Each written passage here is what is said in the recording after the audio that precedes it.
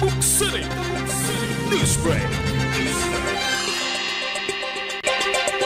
Lumagda ng isang kasunduan o Memorandum of Agreement ang Department of Agrarian Reform, Provincial Office at Bureau of Jail Management and Penology ng Kalinga District Jail upang italaga ang kanilang marketing agreement.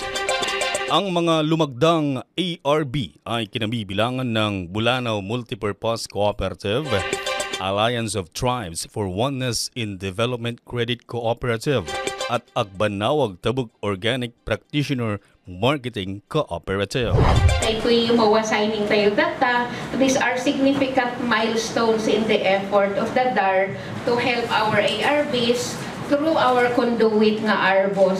Ayon kay Provincial Agrarian Reform Program Officer Adela Damaso, ito ay bilang suporta ng DAR-BJMP Partnership sa mga Agrarian Reform Beneficiaries o ARB sa pamamagitan ng pagbili ng kanilang mga produkto habang sinisiguro ang sapat at masustansyang pagkain para sa mga persons deprived of liberty sa BJMP.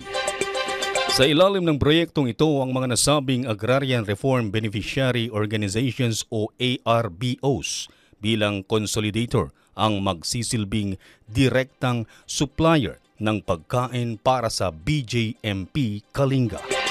Isa itong national program bilang suporta at intervention upang matulungan ang mga agrarian reform beneficiaries na mapalago at makabenta ng mga produkto para palakasin ang ekonomiya at seguridad sa pagkain ng bansa. Doing sa UISODA in providing agri-extension, marketing, credit facility, capability building kan infrastructure.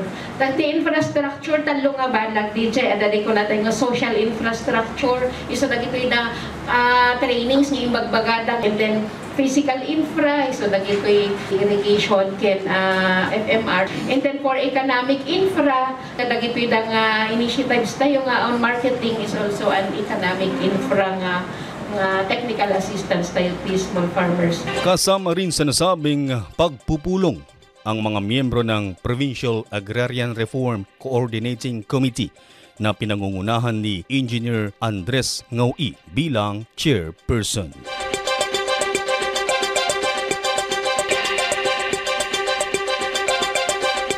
At yan ang balita para sa oras na ito. Ako po, si Reddy Redotal. Tabuk City Newsbreak.